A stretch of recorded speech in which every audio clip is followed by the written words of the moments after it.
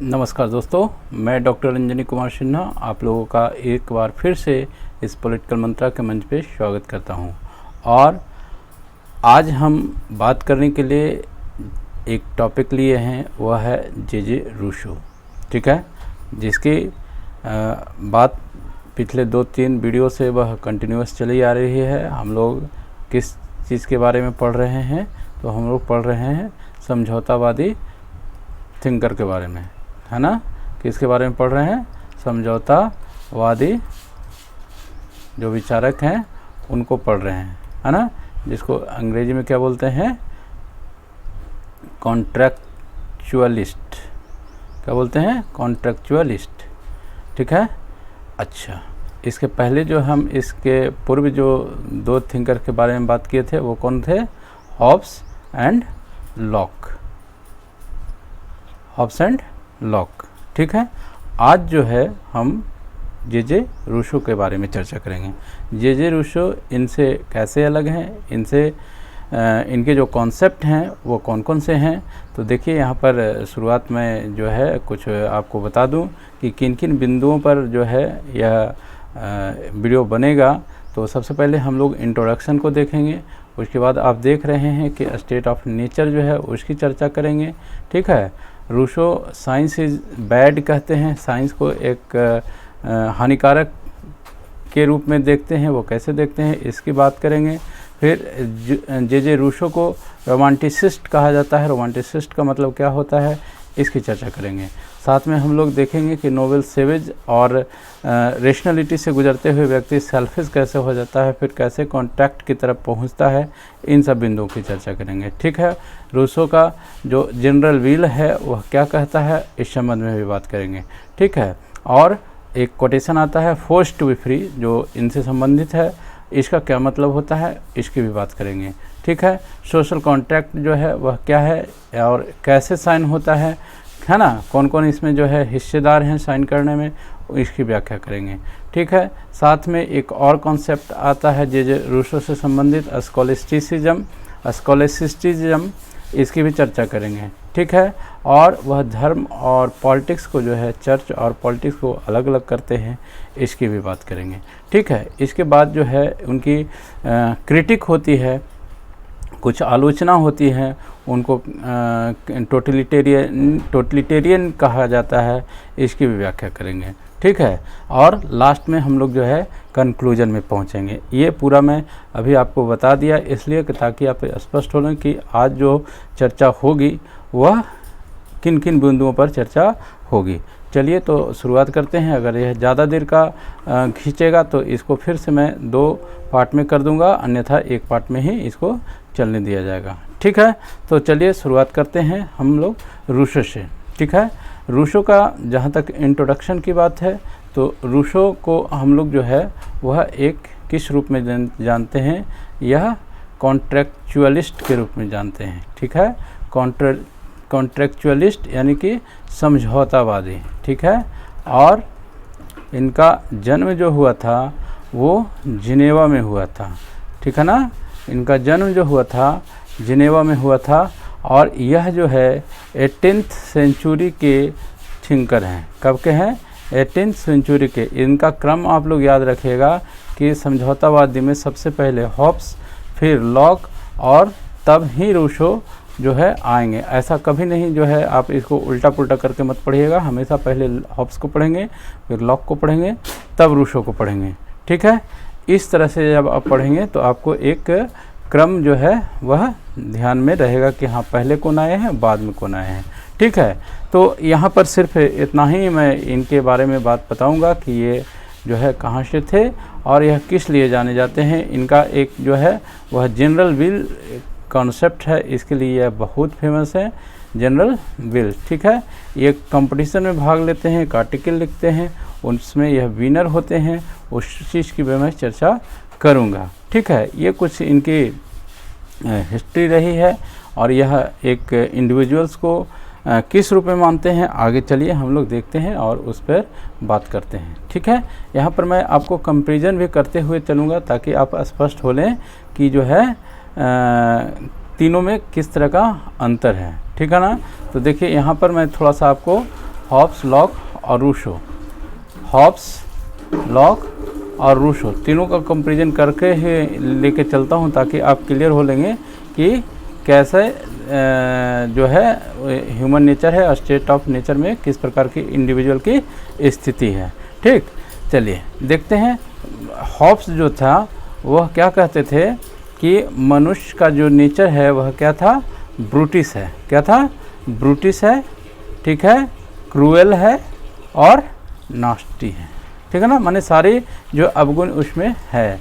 यहाँ पर ये लॉक जो क्या कहते थे, मनुष्य जो है वह बुद्धिमान है, वह अपने विकास के लिए जो है वह सहायता एक दूसरे की करता है, वह ईश्वर में विश्वास करता है, आस्तिक है ना, ये गुण जो है लॉक कहते हैं, ठीक है। और रूसो जो कहता है वह इन दोनों का, आप एक नट सेल में बात याद रखिएगा कि दोनों का यह मिश्रण की बात करते हैं, है ना। किस तरह की बात करते हैं, मिश्रण की बात करते हैं। मनुष्य जो है वह बुद्धिमान तो है लेकिन वह कभी कभी आपका क्रूअल भी हो जाता है, ठीक है। वह विकास तो करना चाहता है लेकिन कभी कभी लालची भी हो जाता है, ग्रीडी भी हो जाता है ना। इस तरह की जो है वह बात करते हैं और इसी कारण से जो है कॉन्ट्रैक्ट की तरफ भी बढ़ते हैं स्टेट ऑफ नेचर में लोग। ये यहाँ पर मैं बात आपको समझाना चाह रहा था।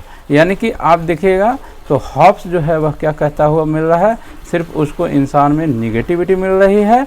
यहाँ पर लॉक कहता है कि सिर्फ अच्छी अच्छी बात है उसको में, और यहाँ पर रूसो जो है वह कह रहे हैं कि इसमें दोनों का मिक्सचर है। वह सुख भी चाहता है ना, सहयोग भी करना चाहता है, लेकिन वह कभी कभी जो है वह लालची भी हो जाता है, क्रूअल भी हो जाता है।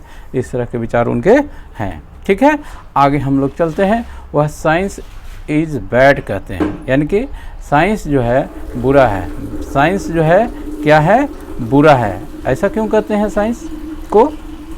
देखिए, साइंस में जो है वह क्या होता है, साइंस जो है एक आपका स्टेप फॉलो करता है, एक प्रोसेस, एक प्रोसीज्यूर को फॉलो करता है। क्या चीज़ को फॉलो करता है? एक प्रोसीज्यूर को फॉलो करता है ना। वह स्टेप बाय स्टेप जो कदम होते हैं उस आधार पे, एक निश्चित प्रक्रिया के आधार पे जब कोई चीज़ घटित होती है और जब वह प्रोबेबल होती है तब उसको हम लोग साइंस का दर्जा देते हैं, और वह हर जगह एक ही प्रकार का रिजल्ट भी देता है। यह भी साइंस की एक बहुत बड़ी विशेषता है, ठीक है। तो साइंस जो है कैसे बैड है, वो कहते हैं कि मनुष्य जो है साइंस के डेवलपमेंट में वह अपना विकास करने के फेर में वह क्या करता है, अपनी बर्बादी कर लेता है। यानी बर्बादी कैसे कर लेता है? साइंस ने जितने भी आविष्कार कर लिए हैं वह मनुष्य की सुरक्षा के दृष्टिकोण से बनाया गया है, लेकिन वह मिसयूज के कारण, गलत प्रयोग के कारण उसके दुष्परिणाम हो रहे हैं। यानी कि उसका जो उद्देश्य था ना, वह उद्देश्य पूर्ति नहीं हो रहा है। साथ ही इसको बनाने में बहुत सारी प्राकृतिक चीज़ों का जो नुकसान होता है उसकी भरपाई फिर नहीं होती है। मनुष्य जो है वह विज्ञान के फेर में इंसानियत जो है वह भूल जाता है। वह सिर्फ और सिर्फ लालची बन करके अपने डेवलपमेंट के लिए, अपने विकास के लिए वह कार्य करता है। क्या करता है? वह सिर्फ अपने विकास, अपने लालच, अपने फ़ायदे को देख करके ही वह कार्य करता है। इस तरह की बात जो है कौन करते हैं? वह रूसो करते हैं। इसलिए साइंस जो है वह बैड बोलते हैं कि साइंस जो है वह मनुष्य का जीना जो है हराम कर दिया है।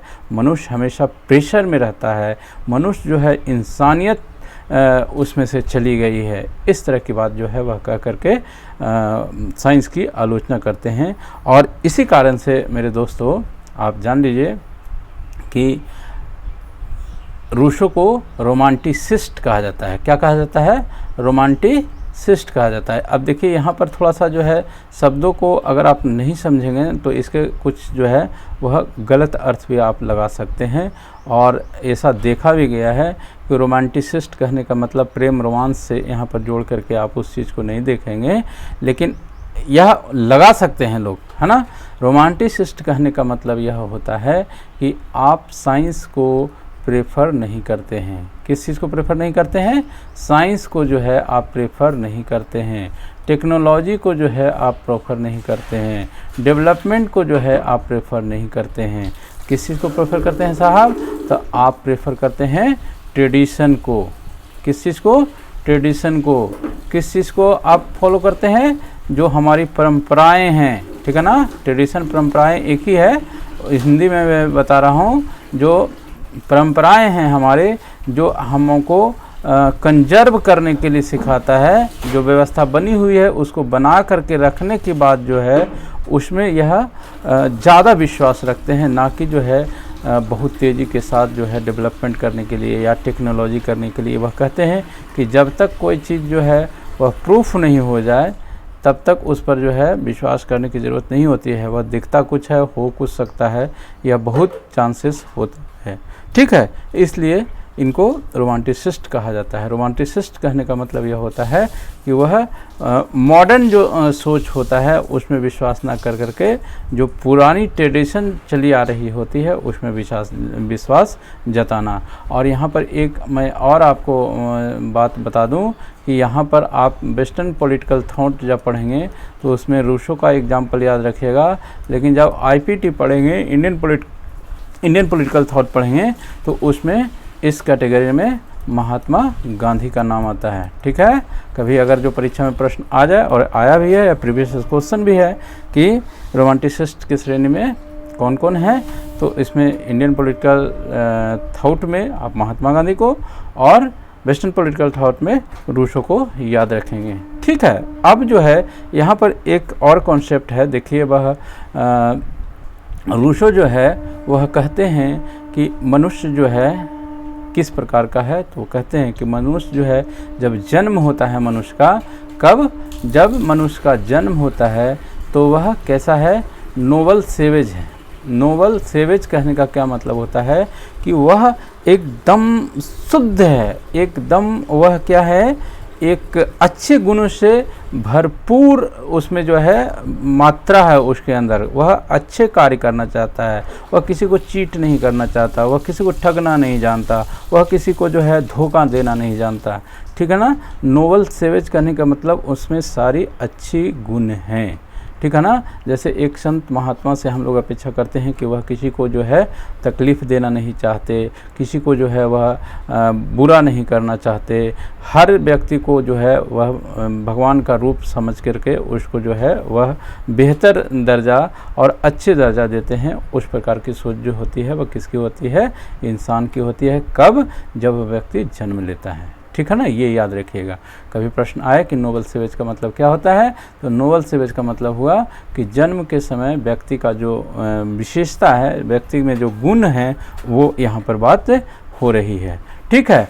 उसके बाद जब व्यक्ति थोड़ा बड़ा होता है तो वह साइंस उसके अंतर्गत आने लगती है, साइंस की बात करने लगता है, वह रेशनलिटी उसमें आ जाती है, वह सोचने लगता है, तर्क करने लगता है, वह किसी कार्य को क्यों कर करके प्रश्न करना शुरू करता है कि आखिर यह काम हो रहा है तो क्यों हो रहा है, ये इससे क्या फ़ायदा होगा, ठीक है ना। वह उसमें लॉजिक लगाने लगता है ना। और वह कभी कभी तो इस तरह की स्थिति में हो जाता है कि उसके मन मुताबिक अगर कार्य नहीं होता है तो वह उसके अगेंस्ट भी चला जाता है। भले वह काम वह सही हो रहा हो या गलत हो रहा है, ये कोई मैटर नहीं करता है, उसके अकॉर्डिंग नहीं हो रहा है तो कहीं ना कहीं उस कार्य से वह बिदक जाता है, आप कह लीजिए एक प्रकार से उससे विमुख हो जाता है ना। और रेशनलिटी के कारण आप देखेंगे कि कई बार डिसीजन जो है वह गलत होता है। आप तर्क तक तो ठीक है, लेकिन तर्क से कुतर्क होना शुरू हो जाता है। अपनी बात सही करने के लिए जो है लोग तर्क देना लगते हैं। आप इतने तरीके से किसी चीज़ के बारे में सोचने लगते हैं कि उसका जो रियल वैल्यू होती है वह कहीं ना कहीं उसमें धूमिल हो जाता है, ठीक है। तो ये बिटवीन में इस तरह की चीज़ें चलती है।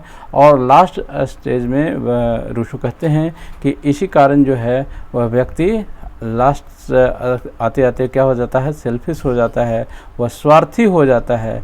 और स्वार्थी होने के कारण ही जो है वह फिर कॉन्ट्रैक्ट की तरफ बढ़ता है, अदरवाइज उसको कॉन्ट्रैक्ट करने की ज़रूरत नहीं होती है। ईगो आने के कारण, उसमें हर चीज़ के प्रति जो है प्रश्न खड़ा करने के कारण कहीं ना कहीं वह विवाद फिर बढ़ता है, और फिर वह अपना सिर्फ जो है वह भला करना चाहता है, अपना लाभ देखता है, इस कारण से वह फिर कॉन्ट्रैक्ट की तरफ बढ़ता है। ठीक है, तो अब मैं यहाँ पर जो है इसी बात पे यहाँ पर वीडियो को मैं स्टॉप करूँगा, क्योंकि 15 मिनट का ये वीडियो बन चुका है, और नेक्स्ट जो इस क्रम में वीडियो आएगा, रेस्ट जो पॉइंट होंगे उसकी मैं यहाँ पर बात करूँगा।